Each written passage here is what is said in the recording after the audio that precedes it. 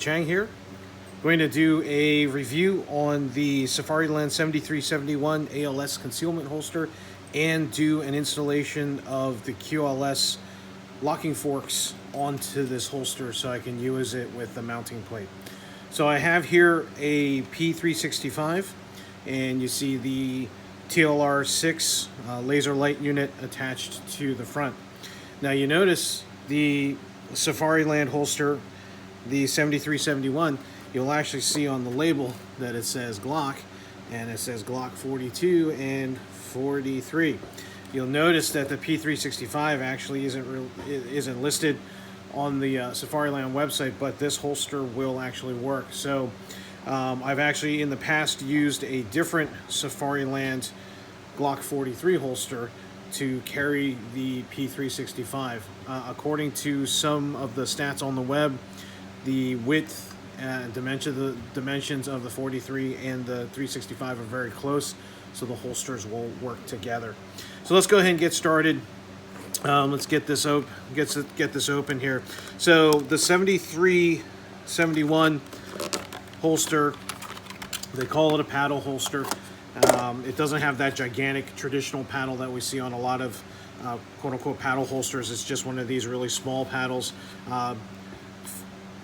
Hooks right into your belt. It's got this little hook part here. Comes with a set of instructions, and this is an ALS holster, so it does have that thumb release here for when you insert your gun. Now we have an empty firearm here, and you see, even though it says it's for a Glock, the 365 fits in just fine. Nothing sticks out or anything like that. If I want to release the holster, establish a grip, thumb hits that locking release, and out this pops. So when folks are asking for locking holsters, definitely don't recommend anything like the Black Hawk Serpa or the CQC, anything with a trigger finger release, even if it's not made by Black Hawk. Much rather folks go with something like a thumb release, or I'm looking for a grip release. Safariland makes a holster system or a locking system called the GLS, where this area right here is the deactivation switch. So when you actually establish your your firing grip, you deactivate the lock and the gun will come out. So as with most Safariland holsters, they have 3 attachment points for how they anchor your belt loops or your paddle. So it does take Allen's, and then this right here, this part that hooks onto your belt is a standard Phillips screw. So we're going to go ahead and spin that out.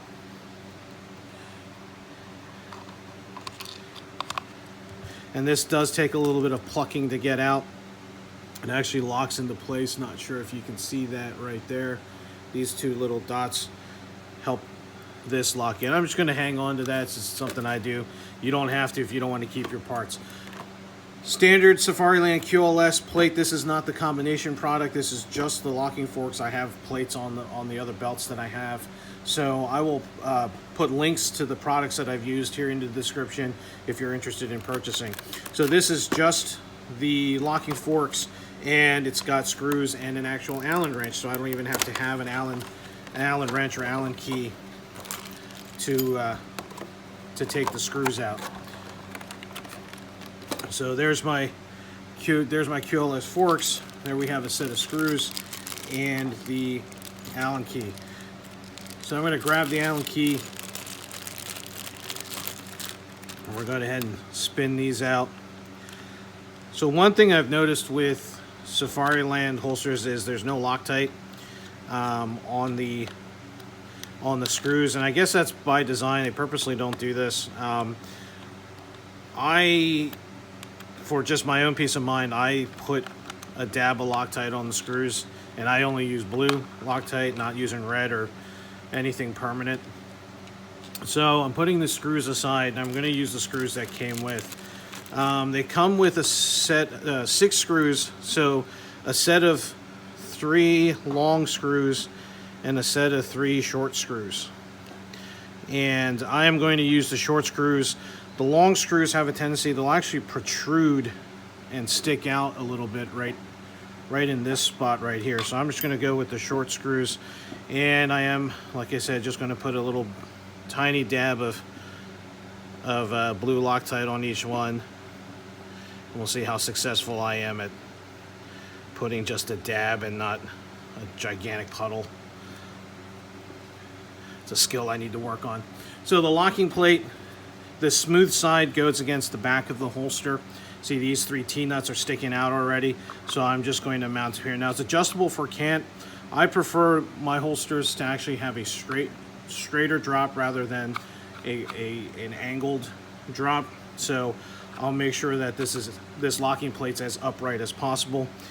And normally with Loctite, you're going to give it a couple minutes to get tacky before you start throwing them into the nuts here, but for the sake of the video and time, I'm just gonna go ahead and get these turned in. Right, and hand tight is usually good enough.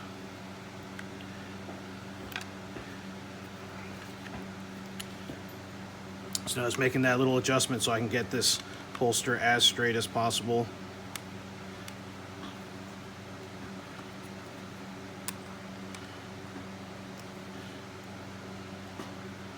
And we're going to do this last one here at the bottom.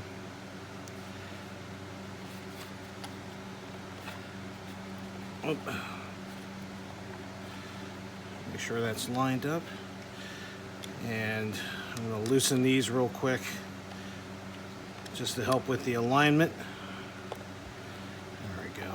And I'll torque those down later after this final screw gets put in place.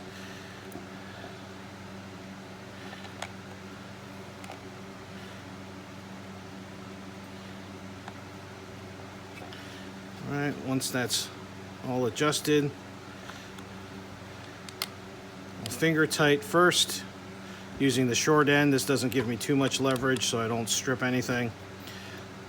Once that's finger tight, I'm going to come in short end into the screw, long end out this way, giving me a little bit more leverage, and just snug it down.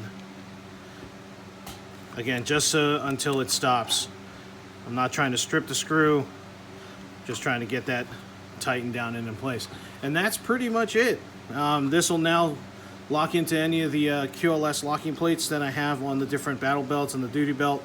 Not that this is a duty gun, but if I'm doing anything at the range, I'm going to do with long gun, and I'm carrying this to the range, I can just pop it out of the inside waistband holster, and then go ahead and drop this right onto the battle belt and do my long gun work. So just a convenience factor for me, but something for you all to consider. You might want to add this to your list of equipment. So that's it. Hope you enjoyed this video. Hope this was useful to you. If you like this video, please give us a thumbs up.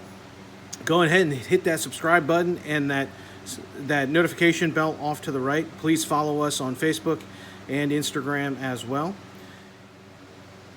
As always, stay safe, and we'll see you out on the range.